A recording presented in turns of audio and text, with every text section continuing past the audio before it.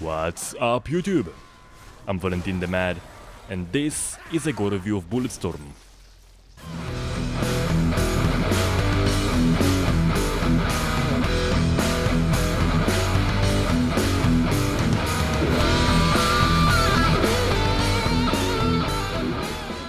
Bulletstorm is a shooter by People Can Fly, the people behind Painkiller and Epic Games, who brought us the Unreal Engine among other things. One of the main focuses of the game is creative kills.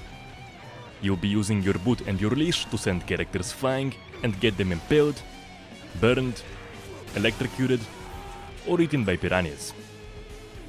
The question is though, how are the response mechanics for those and other things? Let's find out. I'll be reviewing every aspect of the game's gore effects, and the score will be set based on 4 categories: body damage, environment, animations and sounds, the feel. Each limb has 2 points of amputation, the head can be destroyed, and the body can be cut in half. The neck doesn't look too bad, but everything else is just terrible. The stumps look really odd, and there is no blood splatter around the wound. There's a good amount of points of amputation, but the looks do not deliver. As for non-dismembering body damage, you have bullet wounds at the point of impact and generic blood splatter. The bullet wounds look alright, but there's not much blood splattered around the wound and they are often bugged, so the game resorts to the generic splatter to compensate for those issues. The result of such a splatter is that all the bodies end up looking the same, which is something you really wanna avoid in a gory game. The generic splatter is also the only response for several other attacks, such as impalement and blunt damage. There will be no decals where the spikes come out, and no visible broken bones. Bloody shame if you ask me. As for the burn damage, there isn't any. Characters caught on fire will auto-extinguish after a few seconds for no apparent reason. How about electrocution? You'll see no scorched bodies. They simply vanish. From the very first mission, I knew it's only a matter of time until I'll encounter bullet spongy characters, and I was right. From the occasional minigun guy to full-blown bosses. There is no shortage of bullet sponges. Now technically, every character in the game is a bullet sponge to some degree, but the difference between the regular grunts and the special characters is that you can send the grunts flying and easily kill them in a bunch of ways that are more entertaining than emptying a clip in them. You don't have that solution for the big characters. They require lots of damage. Now I'm usually saying that in order to make boss fights actually fun, you would need to have a much more detailed damage model for those characters to provide good response for the inflated health bar. However, when the body damage for the smaller characters is not very good to begin with, there's not a lot of room for discussion. You have blood splatter on impacts, blood pools, and some extra stains for dismemberment. The impact splatter will appear only if there is a surface right behind the character. If there is nothing, you won't see any stains. It's pretty odd since the game spawns a lot of blood on the ground when it comes to dismemberment. Spawning one stain below the character should not be an issue. And speaking of dismemberment spilling, it's pretty neat. The game is very generous with spawning stains, so things will get messy, which is great. However, there are issues. Those stains will often spawn in the wrong place. It happens too frequently to simply dismiss it. The stains are somewhat oversized and consist mainly of generic splatter, so while it may work for certain situations, it often looks plain wrong. However, the absolute biggest issue is that the stains, along with the bodies, disappear very quickly. Ridiculously quickly actually, and aftermath experience is pretty much non-existent.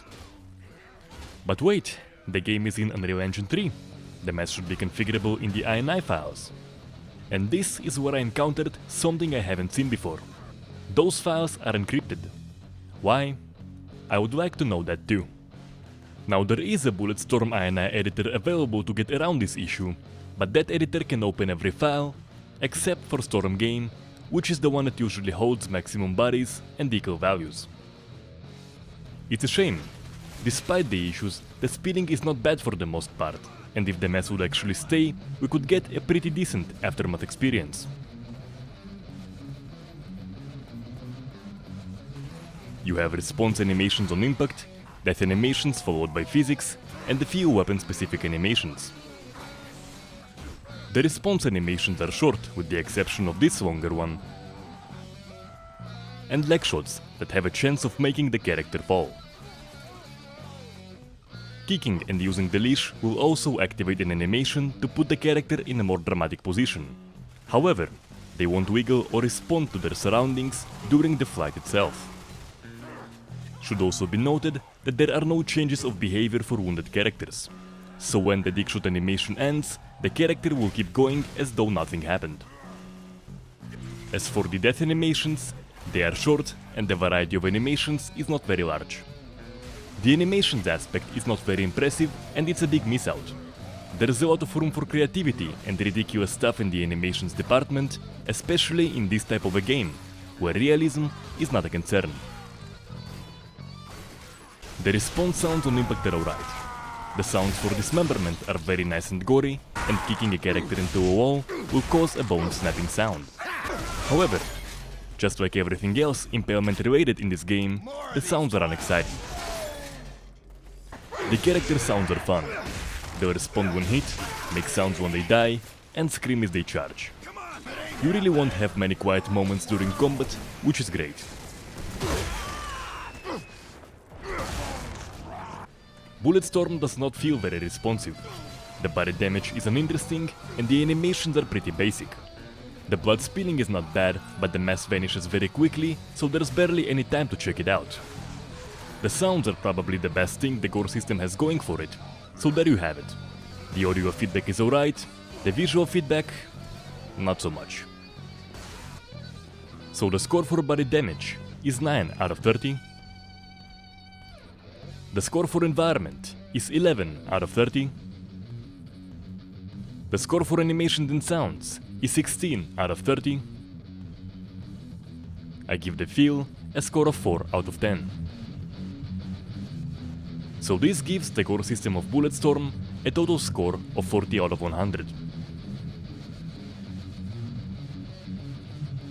Bulletstorm is a very enjoyable game with many awesome ideas and fun ways to kill, but when it comes to seeing response for those kills, it does not deliver.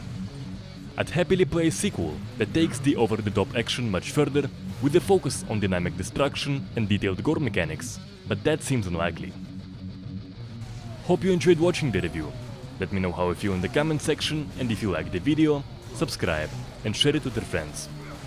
You can find the link to all of my Gore reviews in the video description. Until next time.